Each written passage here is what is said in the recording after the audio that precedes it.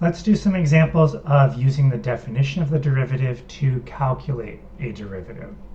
So jumping right on in, we want to find the derivative of f of x equals x squared minus 2x.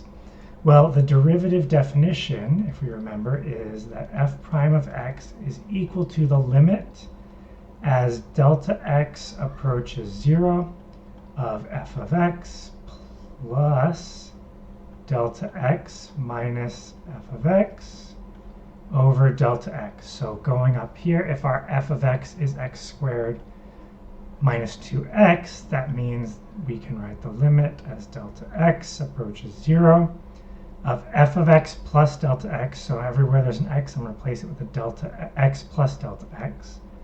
X plus delta x squared minus 2 times x plus delta x.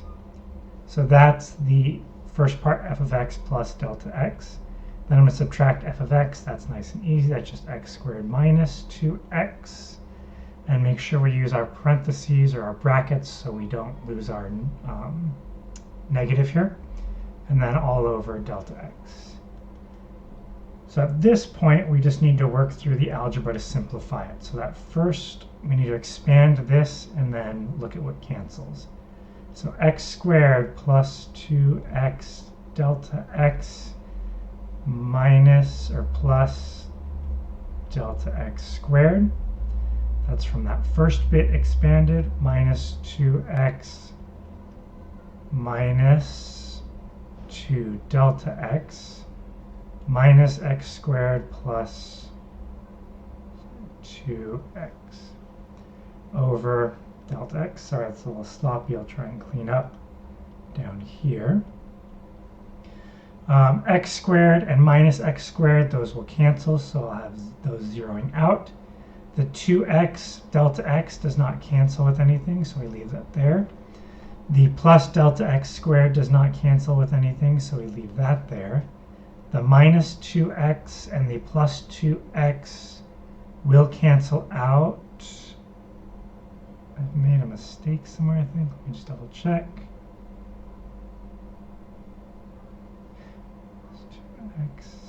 Okay, yeah, those cancel out, so plus 0. Oh, no, I haven't made a mistake. Sorry, I was just thinking too much ahead. And then I should have a minus 2 delta x. That's not going to cancel with anything. And then a minus x squared that we canceled with something earlier, so that does go away.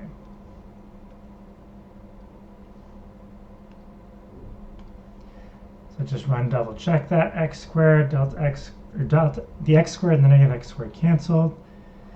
Nothing, the 2x and the negative 2x cancel, but that leaves us behind with the 2x delta x, the delta x squared, and the 2 delta x. Perfect. So divided by delta x. Now you'll notice delta x shows up in all of these terms, so I can cancel those out from each of them.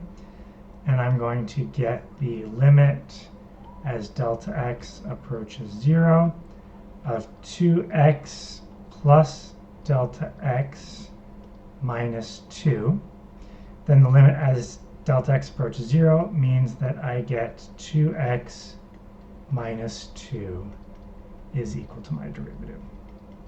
So it is a fair bit of algebra, but it is ultimately just algebra once you do that initial substitution in. And that is our derivative. Did I skip? Yep, so then the next example, find the derivative of f of x equals 1 over x at x equals 2. So this case we're doing, we still need to use the limit definition, but because we're finding it at a specific point, I can use the alternate form of the definition. So limit as x approaches a of f of a minus f of x over a minus x. You can use the standard definition like we saw in this previous one. It'll give you a function and then you just plug in the x at the end. Or you could plug in the x at this second point here. Both will work equally well. But I want to show you the alternate form here. So this, in our case, will be the limit as x approaches 2 of f of 2 minus f of x over 2 minus x, which is going to be the limit as x approaches 2 of f of 2, which is 1 over 2, minus 1 over x over 2 minus x. And I may flip these around because it doesn't matter what order these happen in, because of the difference quotient, it doesn't matter. So yeah, feel free to flip them back and forth either way.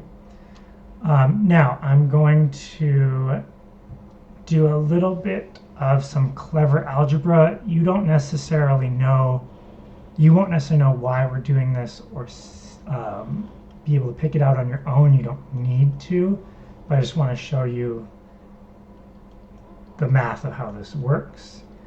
What I'm going to do is I'm going to factor out a 2x on the bottom. So factor out a 2x, and that'll mean that if this is divided by 2x, I get 1 over x. And if x, I'm going to get 1 over 2. So you'll see that I factored out 2x. If I distribute the 2x back in, I'll get 2 minus x again.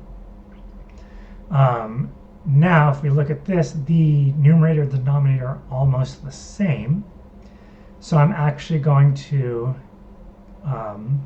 multiply by -1, or factor out a -1 as well, and that will give me, letting me switch these so I can cancel those. So that gives me limit as x approaches 2 of -1 over 2x, plug in 2, and I'm going to get -1 over 4. So that's our derivative at x equals 2 for f of x equals 1 over x. This is a little more complicated than you'll have to do in most of the time, but I did want to give you an example of something a little more nuanced. So let me know if you have any questions, but otherwise, there you go.